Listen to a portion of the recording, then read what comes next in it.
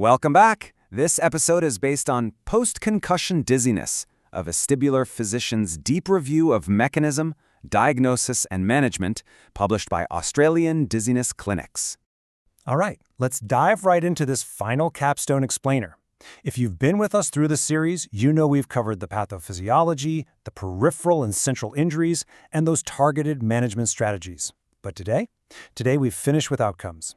We're going to tackle the systematic approach to complex cases that just aren't getting better, how to tailor our strategies for special populations, and that absolutely crucial medico-legal dimension so many of us navigate daily. Before we get into the weeds, I really want this next thought to sink in. Most apparent treatment failure is not refractory disease. It is incomplete treatment, and it is fixable. I love kicking off with this because it completely reframes our clinical mindset. When a patient plateaus, it's incredibly easy to just assume they've hit their recovery ceiling, right? But more often than not, we just haven't treated the complete picture yet. It's time to challenge our assumptions about those treatment plateaus. So here's our roadmap for today. First, the trajectory of recovery. Second, decoding refractory disease. Third, managing special populations. Fourth, medico-legal reporting standards. And finally, future diagnostic horizons. Part 1. The trajectory of recovery, setting clinical expectations. What's actually really interesting here is defining what normal looks like. Because to figure out if someone's failing to recover, we absolutely have to know how long recovery should take when everything goes right. Think about the standard recovery curve. For the vast majority of patients, recovery happens over a period of weeks to months. Now, this assumes we've nailed the subtyping and coordinated their treatment. Things like early subsymptom threshold aerobic exercise and targeted vestibular rehabilitation therapy, or VRT. But consider that middle window, the months. The evidence strongly backs continued VRT for 3 to 6 months, not just those quick, short courses. So when does a patient officially cross over into refractory territory? That happens right at the 6-month mark. If symptoms are dragging on beyond 6 months despite targeted management, that's the threshold for refractory post-concussive vestibular syndrome, and it absolutely mandates a multidisciplinary team review. Part 2. Decoding refractory disease, the audit framework. Let's walk through how a specialist's mind naturally works through the why when a patient gets stuck. Because when we hit that 6-month threshold, we don't just throw our hands up, we audit. We use a 4-part refractory audit checklist, and it's a real game changer. Step 1. Have we missed a subtype? This is literally the most common culprit. Maybe it's an unrecognized perilymph fistula, untreated post-traumatic vestibular migraine, or undertreated PPPD. Step 2. Review the rehab duration. Did they only get 4 weeks of therapy when they really needed 4 to 6 months? Step 3 is absolutely critical. We have to screen for untreated psychiatric comorbidity. Anxiety and depression powerfully amplify these conditions, and honestly, if left untreated, they predict a really poor outcome. And finally, step 4, check for persistent structural disease. Think along the lines of a temporal bone fracture with ossicular chain disruption that might actually need surgical intervention. In the standard management pathway, there's a crucial junction right at the 4 to 6 week mark.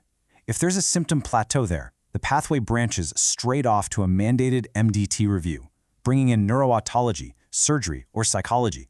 It's a built-in reminder that we have to treat concurrent drivers. If a patient is dealing with severe anxiety right alongside their post-concussion dizziness, treating only the vestibular system while totally ignoring the psychiatric overlay, well, that's just a recipe for treatment failure. Part 3. Managing special populations. Tailoring the approach. The big takeaway here is that we have to pivot our strategy for vulnerable patient groups. A one-size-fits-all approach completely breaks down when you're dealing with demographics whose brains and daily risks are just fundamentally different.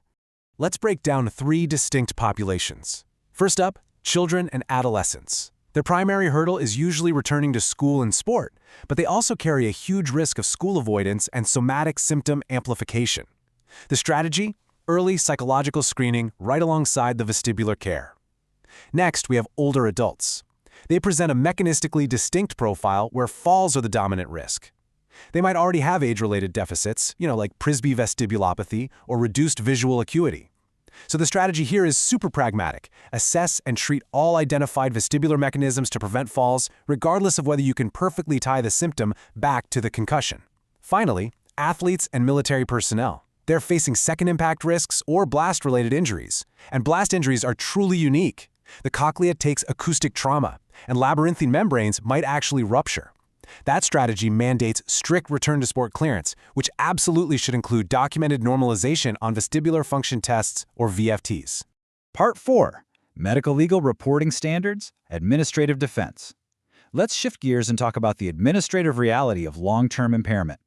Post-concussive vestibular presentations are everywhere in road trauma, workers' compensation, and sport injury litigation. So how do we make our documentation bulletproof? Think of this as your essential medical legal checklist. As a vestibular physician, your expert opinion can't just rely on the patient saying, "Hey, I feel dizzy." It has to be anchored in objective testing. You've got to document the exact mechanism of injury and the timeline. Note any prior vestibular history. You absolutely need objective examination findings, like nystagmus characteristics, Hintz results, and VOM scores. Each subtype needs to be backed up by a specific test result signature, like abnormal V-hit gain, for example. And finally, you must quantify the functional impact using validated instruments, like the Dizziness Handicap Inventory, or DHI. Ultimately, you're arguing the causal link on the balance of probabilities, and it needs to be heavily supported by peer-reviewed literature. Part 5. Future Diagnostic Horizons. What's next? Let's take a look at the open questions and emerging technologies that are about to completely transform our practice. We have a robust framework today, but vestibular medicine is advancing at lightning speed. Right now, we're up against some major diagnostic challenges. Take perilymph fistulas. Their validity is still contested, simply because we lack a non-invasive confirmatory test. So we often end up relying on invasive surgical exploration. But the future is non-invasive and highly quantitative. We're talking about quantitative MRI biomarkers like diffusion tensor imaging, or DTI, to spot incredibly subtle central pathway disruptions. We're looking at gadolinium-enhanced hydrops MRI to visualize endolymphatic hydrops directly. We're even seeing the emergence of proteomic perilymph biomarkers, things like PROM1, ODOS, and Cochlin. Combine all of that with wearable IMU sensors for real-world kinematic analysis, and we are rapidly moving toward incredibly precise, objective, and non-invasive diagnostics. But hey, until those technologies land in every single clinic, I want to bring us back to this fundamental web, the 5 concussion trajectories: vestibular, ocular, cervical, cognitive, and mood or anxiety. Most post-concussive patients have one dominant trajectory, usually with 1 or 2 secondary contributors. So, despite all that amazing future tech on the horizon, the highest value clinical actions remain exactly the same right now. You have to subtype precisely across these trajectories, and you absolutely must treat every single mechanism present. I want to leave you with a provocative thought to really challenge your daily clinical practice. When you're faced with a non-recovering patient, someone who's hit that frustrating 6-month refractory wall, ask yourself, are you actually treating the underlying mechanism, or are you just managing their prolonged symptoms? Remember, most apparent treatment failure is really just incomplete treatment. It's totally fixable if we're willing to dig deeper, audit our approach, and look at the whole patient. This completes our series. This has been an Australian Dizziness Clinics vestibular-physician review. Visit australiandizzinessclinics.com for the full literature review and clinical cheat sheet. Thanks so much for joining me on this comprehensive journey through post-concussion dizziness. Keep subtyping precisely and keep treating every mechanism.